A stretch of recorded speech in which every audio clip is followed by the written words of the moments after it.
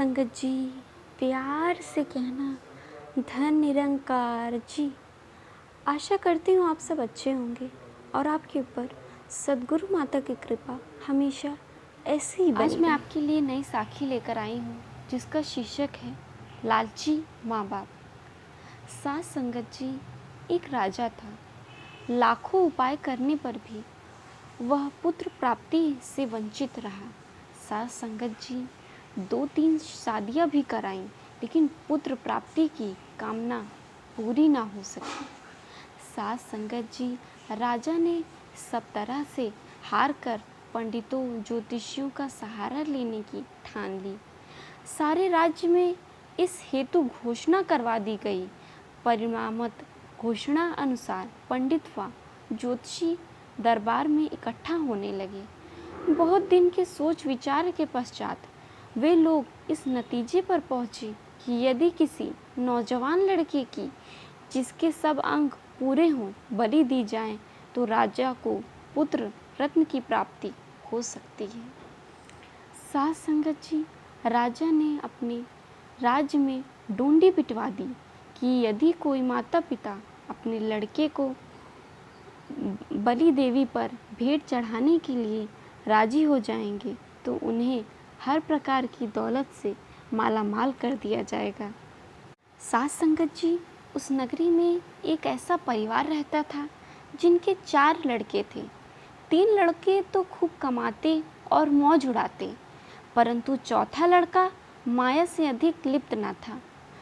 सास संगत जी, एक महात्मा की कृपा से उसे यह ज्ञान हो चुका था कि संसार के पदार्थों में वास्तविक सुख नहीं, सास संगत जी, बल्कि दातार प्रभु की भक्ति में ही सुख निहित है। वह माया के लिए उतना सा ही प्रयत्न करता जिससे जीवन यापन ठीक तरह से चल सके। घर वालों को उसकी यह भावना फूटी आंख भी न भाती थी। वे तो माया को ही जीवन का आधार मानते थे। सास संगत जी, उन्हें यह लड़का परिवार पर बोझ सा जान पड़ता था। सास संगत जी, इसलिए सबने निश्चय किया कि यदि इस लड़के को बलि की भेंट पर रख दिया जाए तो कोई हर्ज नहीं है, बल्कि इससे परिवार को फ़ायदा ही होगा। सबने अपने स्वार्थ के बारे में सोचा, लड़के के बारे में नहीं। निश्चित दिन परिवार वाले उस लड़के को लेकर दरबार में हाजिर हो गए। सास संगत जी, लड़के के चेहरे पर भय की कोई चिंता ही नहीं थी। वह शांति से निश्चित स्थान पर बैठ गया। सास संगत जी, लड़के को बलिवेदी पर चढ़ाने की तैयारियां होने लगी। सास संगत जी, राजा ने परंपरा के अनुसार लड़के की बलि चढ़ाने के से पहले उस लड़के से उसकी आखिरी इच्छा जाननी चाहिए। लड़के ने नम्र निवेदन किया, मेरी कोई इच्छा नहीं है। दातार प्रभु जो करता है सब ठीक करता है। उसने सब प्रभु के ऊपर छोड़ दिया था। सास संगत जी, आपने मुझे जिस काम के लिए बुलाया है मैं उसके लिए हर तरह से तैयार हूँ। पंडितों ने जब लड़के को आखिरी इच्छा बताने के लिए बहुत मजबूर किया तो उसने एक बोरी रेत मंगवा कर देने के लिए कहा। सास संगत जी, रेत की बोरी मंगवाई गई। जब रेत की बोरी आ गई तो उस लड़के ने उस रेत को 4 हिस्सों में बांटकर 4 ढेरियां लगा दी। सास संगत जी, फिर वह ढेरी के समीप गया। कुछ देर उस ढेरी के पास रुककर उसने ढेरी पर पाँव की ठोकर दे मारी। सास संगत जी, पाँव की ठोकर से रेत बिखर गया। इस तरह उसने दूसरी और तीसरी ढेरी को भी अपने पाँव की ठोकर से बिखेर दिया। सास संगत जी, लेकिन जब वह चौथी ढेर के पास पहुंचा तो वह रुकने के बजाय वह उसके चारों ओर चक्कर लगाने लगा। ढेरी के गिर्द चक्कर लगाने के बाद बड़े ही श्रद्धा भाव से उसने उस ढेरी को नतमस्तक हो नमस्कार दी। सास संगत जी, बलि का आयोजन करने वाले पंडितों ये सब खेल देखकर दिल कांपने लगा सबका।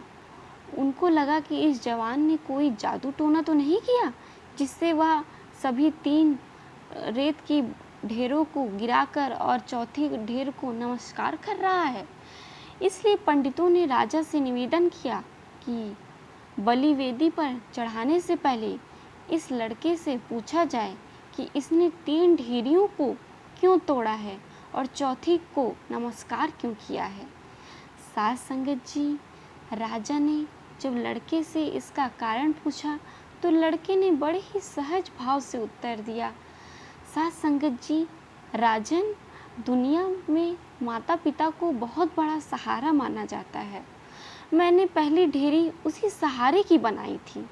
साध संगत जी, आपने खुद देखा कि लालच में आकर उन्होंने खुद मुझे आपके हाथों बेच दिया, इसलिए मैंने उस ढेरी को लात मारकर तोड़ दिया। दूसरा सहारा मित्रों व संबंधियों का लिया जाता है। साध संगत जी, लेकिन उन्होंने भी मुझे बचाने के लिए कोई भी कोशिश नहीं की, इसलिए मैंने दूसरी ढेरी को भी ठोकर मारकर बिखेर दी। जब माता पिता मित्र संबंधियों साथ छोड़ देते हैं तो राजा का सहारा लिया जाता है, मगर यहाँ तो राजा ही स्वयं अपने स्वार्थ के लिए मेरी बलि देने जा रहा है। साध संगत जी, इसलिए मैंने तीसरी ढेरी भी गिरा दी। रही चौथी ढेरी की बात, उसे मैंने इसलिए प्रणाम किया क्योंकि दुनिया में अगर कोई असल सहारा और रक्षक ना हो तो वह निराकार प्रभु ही है। अब मैंने अन्य सब सहारे छोड़कर मात्र प्रभु का सहारा लिया है। साध संगत जी, दाता प्रभु अब जैसा करेगा निसंदेह मेरे हित में ही होगा। लड़के की तत्व भरी बातों को सुनकर राजा की आंखों में आंसू आ गए। उसकी आंखें खुली की खुली रह गईं। उसने दिल ही दिल में निर्णय कर लिया कि मैंने इस लड़के को बलि पर चढ़ाने की बजाय इसे ही अपनी गोद में ले लूँगा।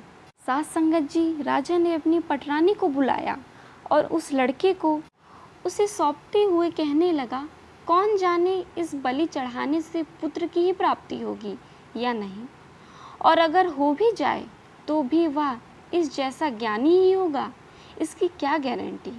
इसलिए हम इसे ही गोद ले लेते हैं। साध संगत जी, यह सुनकर सब और खुशियों की सहनाई बज उठी। वह ईश्वर भक्त राजकुमार बन गया।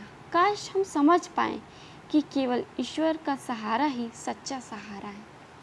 उम्मीद करती हूँ कि आपको साखी अच्छी लगी होगी। कमेंट में अपनी राय अवश्य बताइएगा और प्लीज़ चैनल को सब्सक्राइब करना ना भूलें और बेल आइकन पर ज़रूर ठोकें ताकि हमारी लेटेस्ट अपडेट आप तक पहुँच सके।